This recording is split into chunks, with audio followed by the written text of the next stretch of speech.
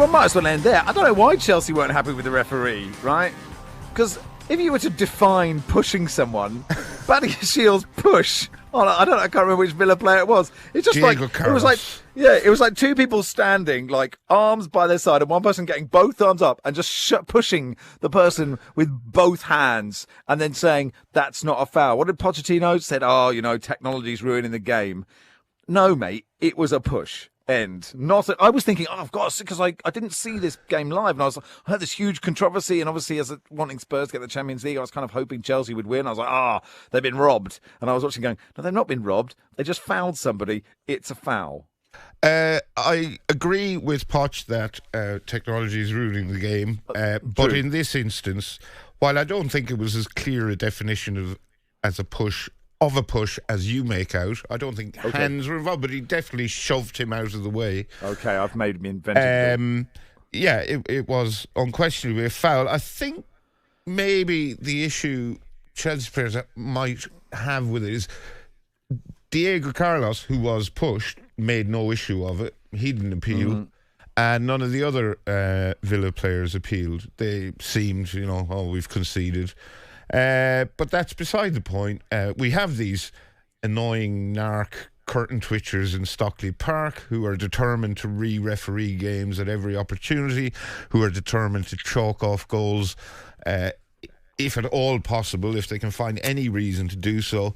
And on this occasion, they were entirely justified in doing it. So sorry, Chelsea fans, sorry, Maurizio, but it was a foul. Yeah, Minty says, a new listener here, I must have missed the Stormy Daniels show you created. Very keen for you to reprise that. Did you say Gary Lineker played the lead role?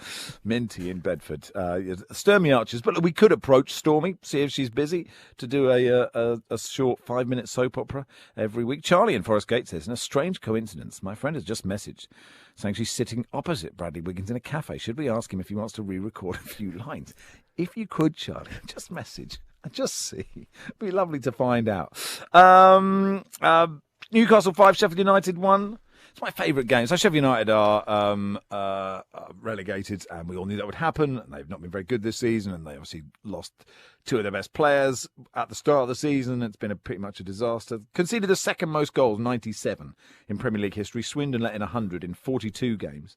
So they just need to concede 4 in 3 games to get the record. If I'd say that's quite likely.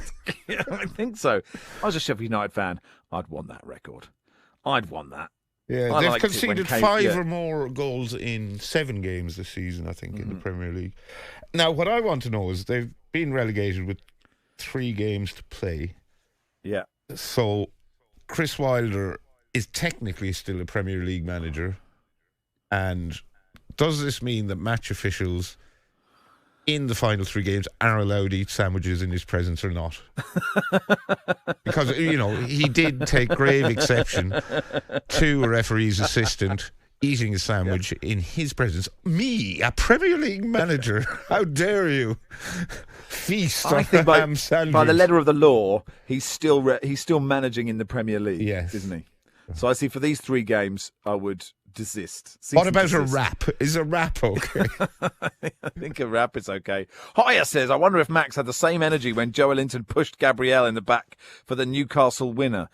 Oh, is that that was a foul. Yeah, it was. I can't remember if I had exactly the same energy, because your energy depends on what's happened, in the day and the night before and how you're feeling. But hopefully try and be consistent in all of these things.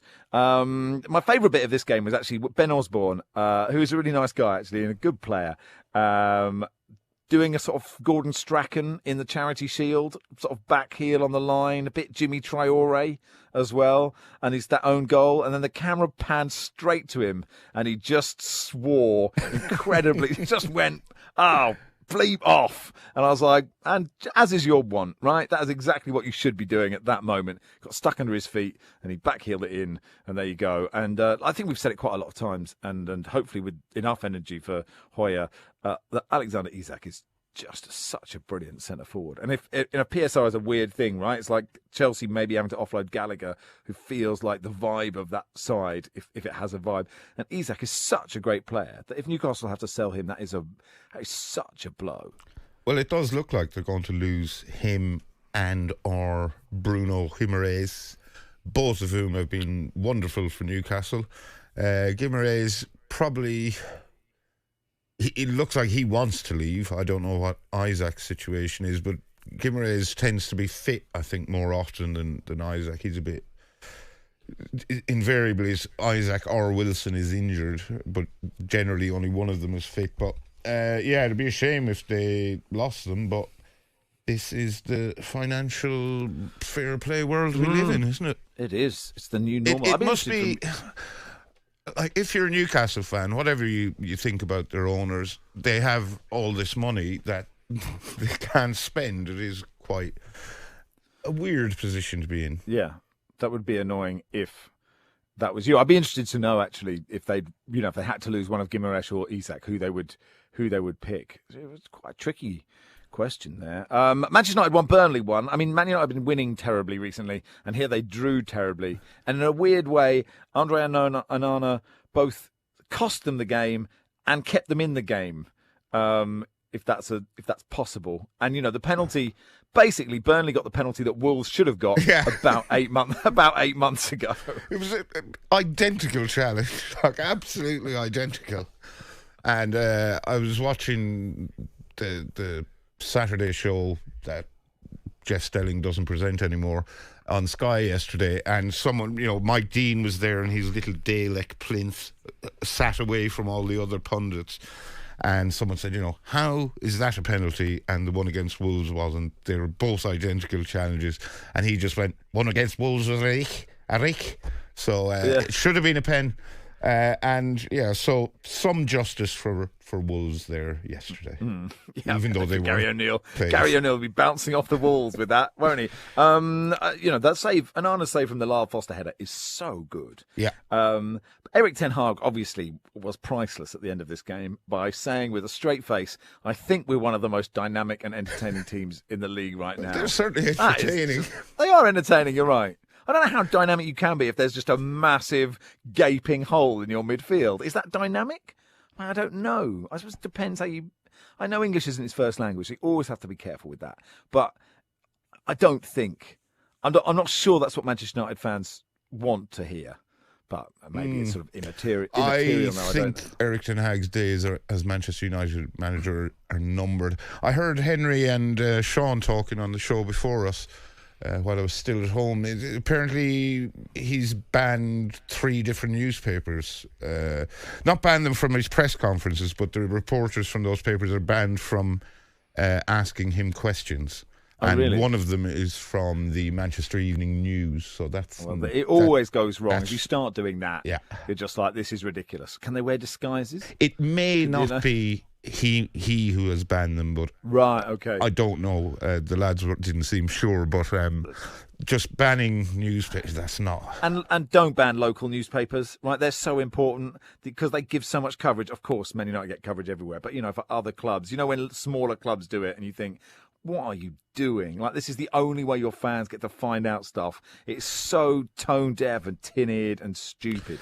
And the reporters on local papers work really, really, really hard and don't get paid much money. So, treat them with a bit of respect. Absolutely. Look, we don't have much time to do the rest of it, but do you remember, Barry, one of our great business ideas, that we were going to release the DVD of 100 games of Jeffrey Schlupp? Oh, yes. Well... Now we could re-release it with that goal, because that was the hit of that was the goal of the day. Absolutely. I mean, that ball it struck so perfectly, Jeffrey. And, I don't know how quickly that DVD would have got into the bargain bin earlier, but now, if we had a still shot of the ball, there's an angle of that goal from literally behind his left foot. It's like a rocket. I think we should really get onto that. DVD. Well, I noticed on X, formerly known as Twitter, last night, Optus, the Australian TV network, I believe, they described Conor Gallagher's goal against Villa, a curled effort into the top corner, as a screamer. I took grave exception to that. Yeah, not a screamer. Right. Sorry, no, you can't. You can curl a worldie. Yeah, I would say, or a pearler, without wanting to step on football cliches turf here. But yeah, you could curl a worldie, but you can't curl a screamer. Yeah, but Schlupp's, that was a screamer. It was. It was, Gerard Olympiakos. A screamer has to be hit hard. I think that is what needs to happen, doesn't it? Well, look, we've done as much as we can there. We haven't done Wolves Luton yet, but we'll do it in a bit. But we're going to change tack and do a bit of Women's Champions League. As Emma Hayes said, they were victims of the worst decision in Women's Champions League history. She's gone full Gary O'Neill. Never go full Gary O'Neill, Emma. On AM, on DAB, via the talkSPORT app and on your smart speaker. talkSPORT.